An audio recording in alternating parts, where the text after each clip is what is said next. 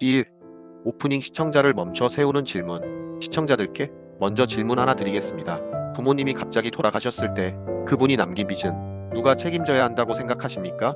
법적으로요? 아니면 마음으로요? 이 질문에 즉답할 수 있는 분은 거의 없습니다. 왜냐하면 이건 돈 문제가 아니라 사람 문제이기 때문입니다.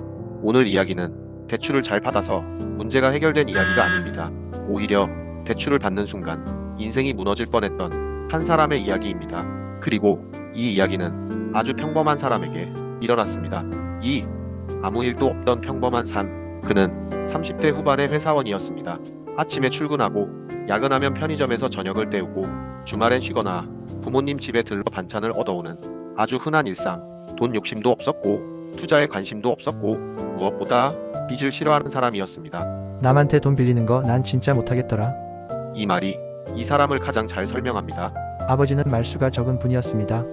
힘들다는 말, 돈 얘기, 걱정되는 이야기 가족에게 거의 하지 않았습니다. 그래서 아들은 몰랐습니다. 아버지가 어떤 압박 속에서 어떤 선택을 하고 있었는지. 3. 모든 걸 멈춰버린 전화. 어느 날 저녁 퇴근길에 전화 한 통이 옵니다. 아버지가 쓰러지셨습니다. 병원, 중환자실, 기계 소리, 그리고 너무 빨리 내려진 사망 선고. 이 사람은 울지도 못했습니다. 장례를 준비해야 했고 사람을 맞이해야 했고 정신없이 시간을 보내야 했기 때문입니다. 슬픔은 그 다음이었습니다. 4. 장례가 끝난 뒤 찾아온 현실. 모든 절차가 끝나고 집으로 돌아온 날 밤. 집이 이상할 정도로 조용했습니다. 그때 우편함을 열었습니다. 처음엔 아무 생각 없이 봉투를 꺼냈습니다. 하지만 하나, 둘, 셋 금융사 이름이 계속 반복됩니다. 카드사, 저축은행, 처음 보는 금융회사. 그 순간 이런 생각이 스칩니다. 설마 확인해보니 아버지의 빚이었습니다. 문제는 얼마인지, 언제부터인지, 왜 생겼는지 아무것도 정확하지 않았다는 겁니다. 대략적인 합계만 2억. 그 숫자를 보는 순간 현실이 비로소 시작됩니다. 5. 장남이라는 무게. 어머니는 아무 말도 하지 않았습니다. 동생들은 눈치를 봤습니다.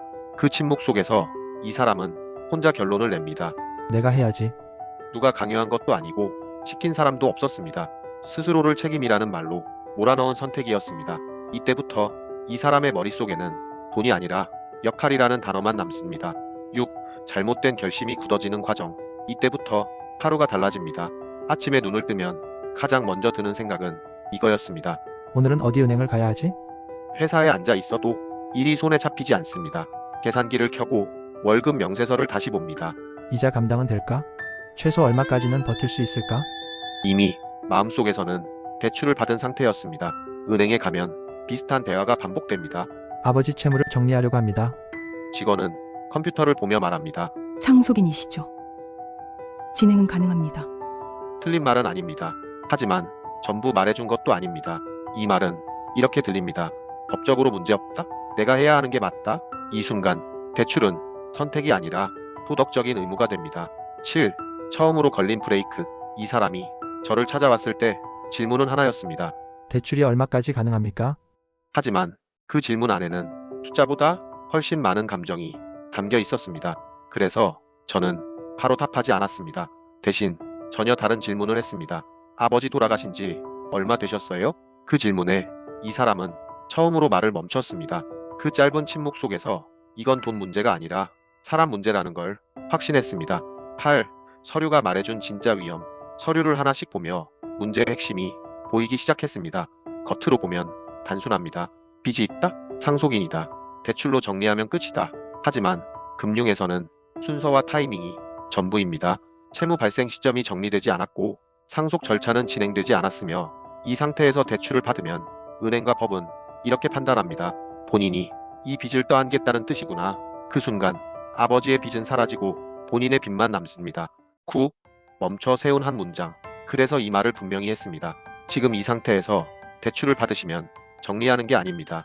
그 빚을 당신 인생으로 옮겨오는 겁니다. 상담실이 조용해졌습니다. 그 침묵은 이 사람이 지금까지 한 번도 생각해보지 않았던 다른 선택이 열리고 있다는 신호였습니다. 10. 이 이야기의 핵심 질문. 한참 뒤 그분이 아주 조용히 물었습니다. 그럼 제가 안 하면 불효입니까? 이 질문에는 돈 얘기가 없었습니다. 오직 사람으로서의 두려움만 담겨 있었습니다. 11. 단 하나의 말. 그 질문이 나오기 전까지 이 사람은 계속 방법을 찾고 있었습니다. 얼마까지 가능할지, 어느 은행이 나을지, 어떻게 하면 빨리 끝낼 수 있을지. 하지만 그 질문이 나온 순간 이 사람은 처음으로 방향을 고민하기 시작합니다. 저는 이렇게 말했습니다. 아버지는 아들 인생을 저당 잡히라고 빚을 남긴 게 아닙니다. 그리고 한 번 더 분명하게 이어서 설명했습니다. 지금 이 상황에서 대출을 받는다고 해서 아버지의 선택이 정리되는 게 아닙니다. 오히려 그 선택이 아드님 인생으로 옮겨오는 겁니다.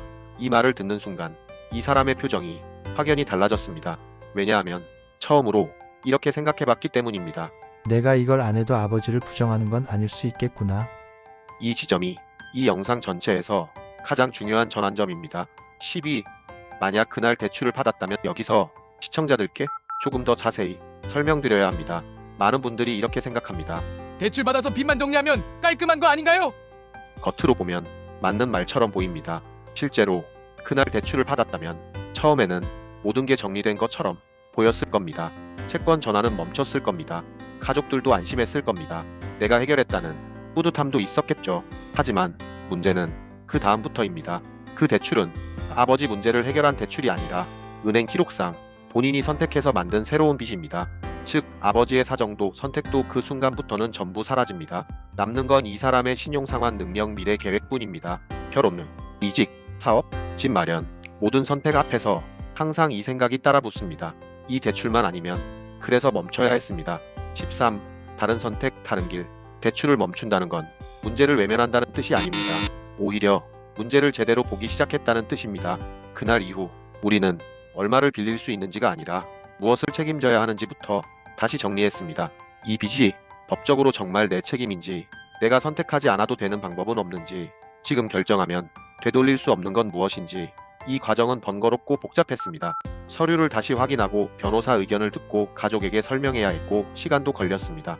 하지만 이 과정을 거치면서 한 가지가 분명해졌습니다. 모두가 당연하다고 생각했던 2억 전부가 아니라 실제로 이 사람이 책임져야 할 금액은 약 6천만 원 수준이라는 사실입니다. 이 차이는 단순한 금액 차이가 아닙니다. 2억 인생을 묶는 선택, 6천만 원 감당 가능한 현실. 이 숫자를 보는 순간 이 사람은 처음으로 미래 얘기를 하기 시작했습니다. 이 정도라면 버틸 수 있을 것 같습니다. 14. 몇 달 뒤에 전화. 몇 달 뒤 전화가 왔습니다. 요즘은 아침에 일어나는 게 덜 무섭습니다. 빚이 다 끝난 건 아니었지만 무너지는 방향으로 가고 있지는 않았습니다. 15. 시청자들에게 남기는 말. 이 이야기를 여기까지 들은 시청자들에게 꼭 전하고 싶은 말이 있습니다. 가족 문제, 책임감, 미안함 위에 대출을 얻는 순간 문제는 해결되지 않습니다. 오히려 고정됩니다. 대출은 결단의 끝에 나와야지 결단을 대신해 주지는 않습니다. 담보대출연구소는 돈을 빌리는 방법보다 잘못된 선택을 피하는 기준을 먼저 이야기합니다. 그게 시청자들의 인생을 지키는 쪽에 더 가깝기 때문입니다.